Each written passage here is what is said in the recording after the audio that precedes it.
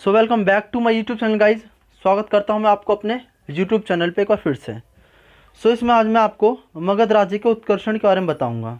ठीक है, मैंने आपको महाजनपद के काल की वीडियो करवाई थी। उसमें मैंने बताया था कि इसमें 16 महाजनपद थे, जिसमें से एक मगध था इम्पोर्टेंट। उसी मगध के बारे में आज मैं आपको विस्तृत रूप से जानकारी दूंगा।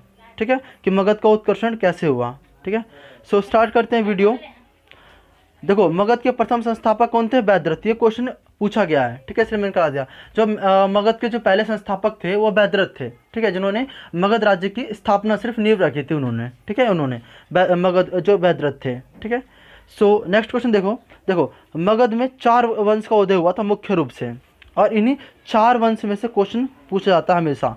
ठीक है, जितने भी क्वेश्चन बनेंगे इन 4 में से क्वेश्चन आपको जो है बना जाएगा। ठीक है, मगध में 4 वंश का उदय हुआ। कौन कौन से? हर्यक वंश, शिशुनाग वंश, नद वंश और मौर्य वंश।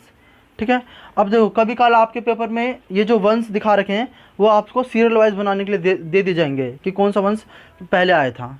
आप इसका नाम जरूर याद रखें। हर्यक वंश पहले, फिर शिशुनाग वंश, फिर नंद वंश, फिर मौर्य वंश। ठीक है, नेक्स्ट देखो, मगध का जो प्रथम वंश है वो हर्यक वंश था, जैसे मैंने आपको बताया। ठीक है, मगध का प्रथम वंश हर्यक वंश था। इस वंश को पितृहंता वंश कहा जाता है।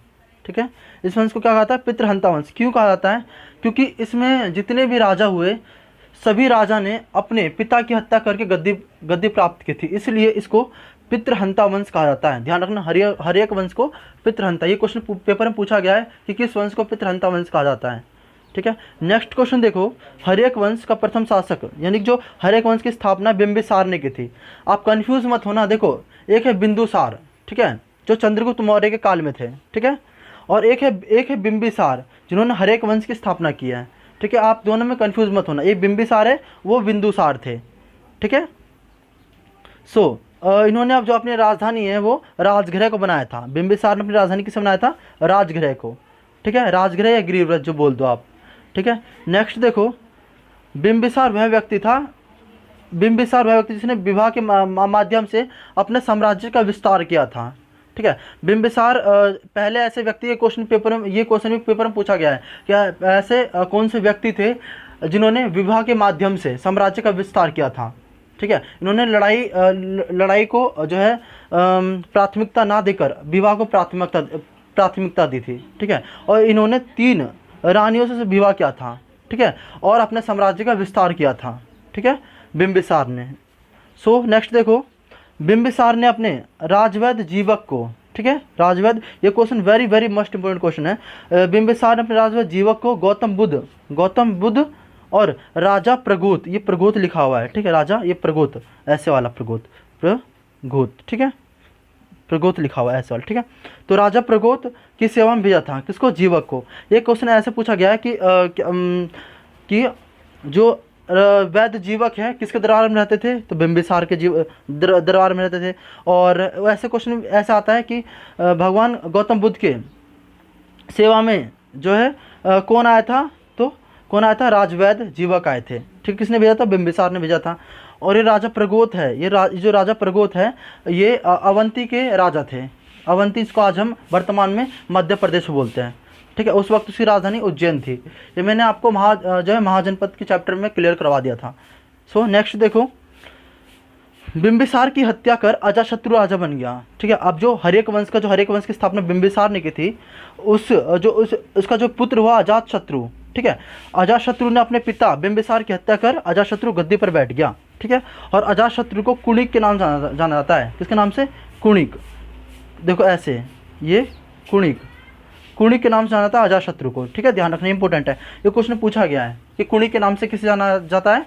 तो अजातशत्रु को जाना जाता है। ठीक है, अजातशत्रु ने वैशाली और काशी के ऊपर आक्रमण कर उन्हें अपने कब्जे में ले लिया।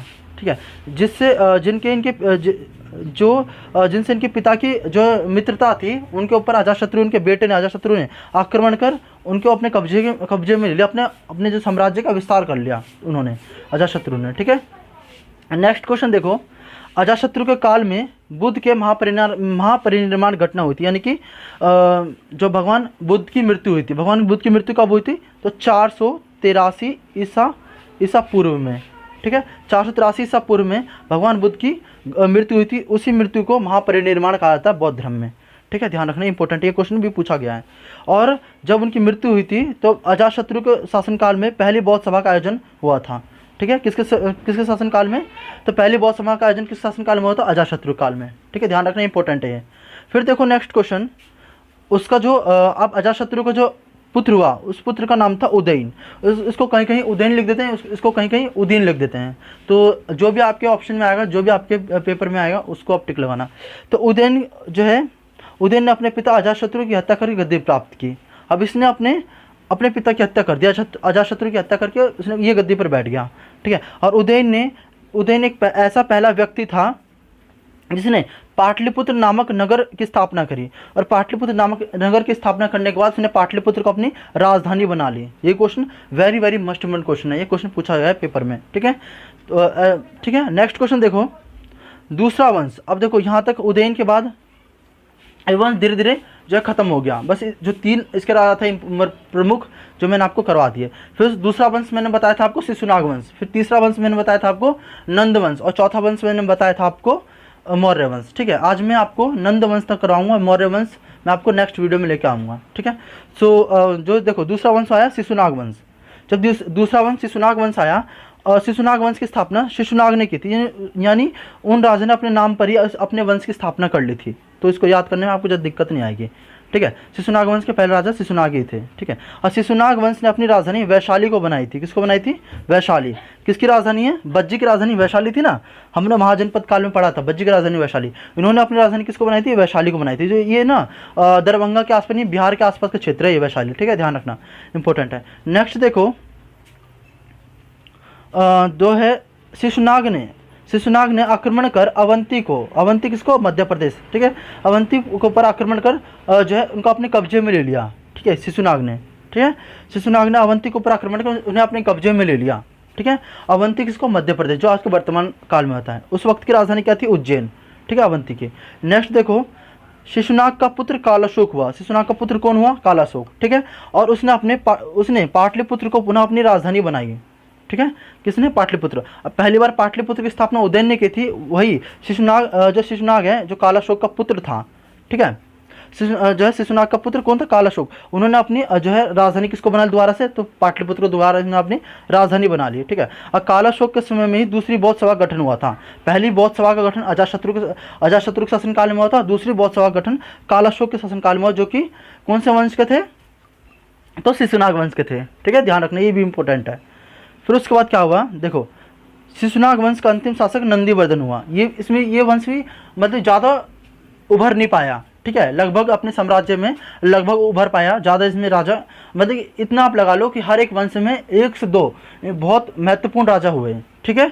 अब देखो फिर आया जो है नंद वंश का अंतिम राजा हुआ नंदीवर्धन। कौन हुआ? नंदीवर्धन, ठीक है। और फिर नेक्स्ट देखो, तीसरा वंश मैंने बताया था आपको, नंद वंश आया। कौन सा? नंद वंश।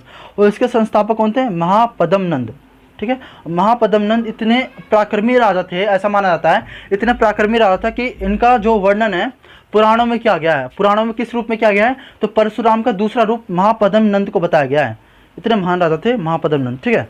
और फिर महापद्म नंद ने जो नंद वंश की स्थापना करी थी, ठीक है। और महापद्म नंद ने एक राट की उपाधि धारण की थी। एक राट का अर्थ ये ऐसा पहला राजा थे ये महापद्म नंद जिन्होंने एक राट की उपाधि धारण की थी, क्योंकि बहुत ज़्यादा प्रतिष्ठित और शक्तिशाली थे ये महापद्म नंद, ठीक है, इसीलिए।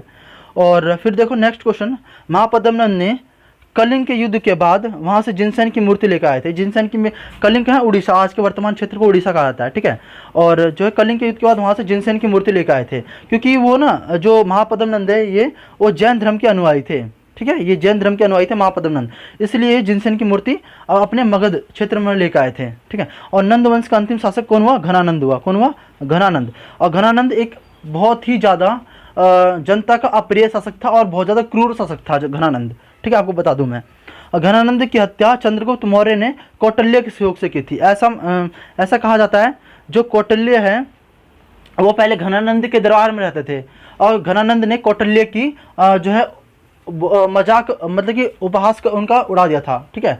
और अपमान किया था उनका भरी दरबार में। तो इसलिए वो जो कौटिल्य है वो दरबार से निकल गया और चंद्रगुप्त की सहायता से घनानंद के ऊपर आक्रमण कर घनानंद को मरवा दिया, ठीक है। और उन्होंने मौर्य वंश की फिर स्थापना करवा दी थी आगे चल के इसी मगध में ही, ठीक है। और घनानंद के जो है घनानंद के समय में ही सिकंदर का आक्रमण हुआ था, ठीक है। आप जानते हो सिकंदर बहुत ज़्यादा फेमस थे।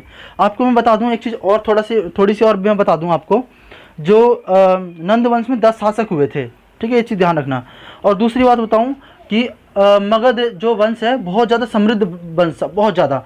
क्यों समृद्ध वंश था? क्योंकि वो एक, देखो ये जैसे मान के चलो ये गंगा नदी है, और ये गंडक नदी है ये, और ये था सोन नदी, और बीच में बसा था, यहाँ पे बीच में बसा था मगध। अब मान के चलो यहाँ बीच में बसा था मगध, ठीक है।